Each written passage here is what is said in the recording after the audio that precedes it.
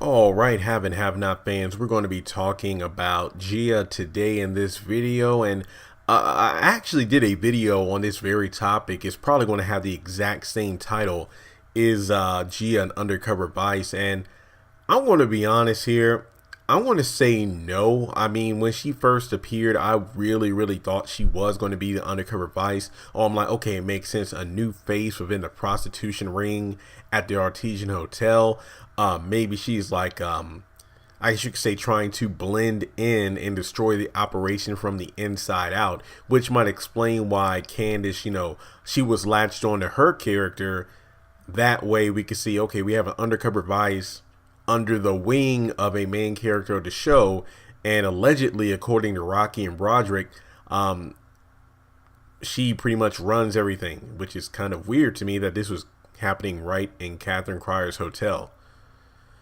Plot convenience, but that's aside from the point. Now, I'm going to say that when I first saw Gia, I thought she was undercover vice, but now I'm just not so sure at all. And a lot of people, and the only reason I'm doing this video is because a lot of people since last night's episode have been saying, oh, she must be undercover vice.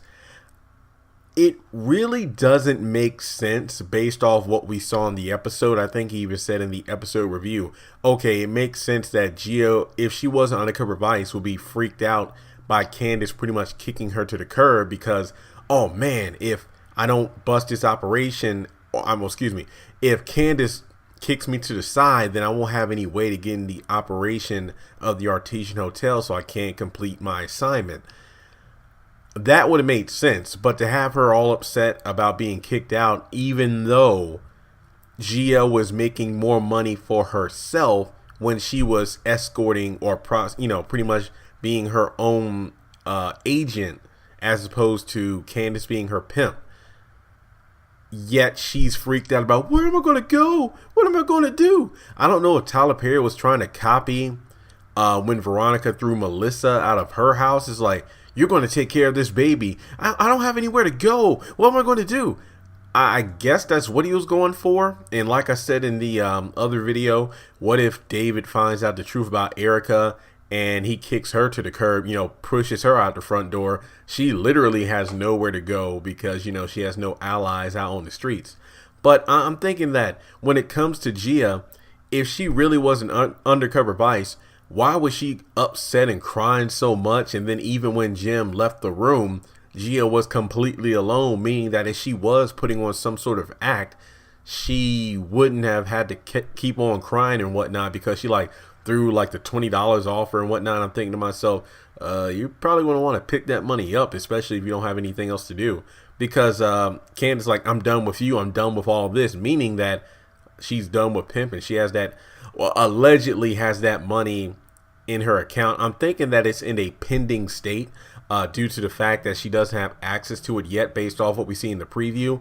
Oscar opens up the computer a little past 9 a.m. and sees the money is still in the account.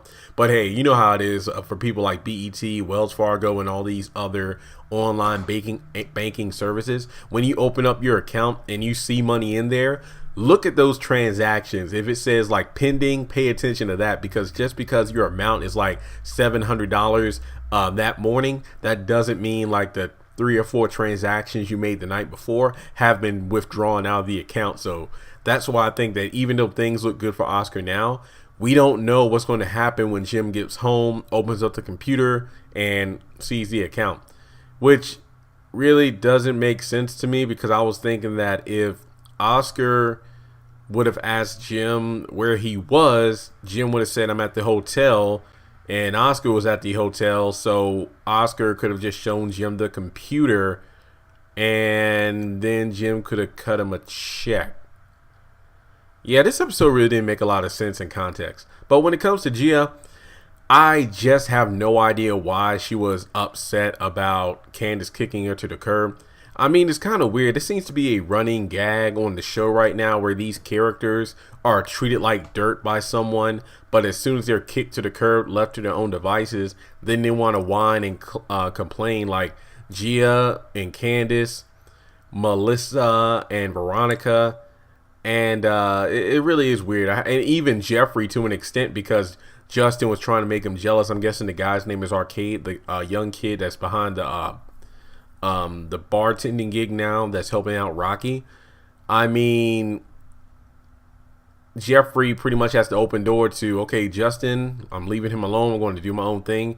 Yet he's going to go back to him. So I really, really want, at this point, I hope that Gia's gone for good, that we never see her again, unless she is Undercover Vice. But if she's not Undercover Vice, I don't want to have her show up in another episode asking for money. But we do see a picture in an upcoming episode where it looks like, you know, Candace has a hat on and whatnot, and it looks like Gia's sitting next to her.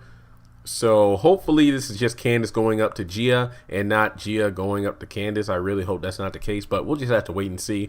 Honestly, beautiful young lady, but the personality Gia has, I don't like it. The acting is a bit stale. I'm not really feeling it.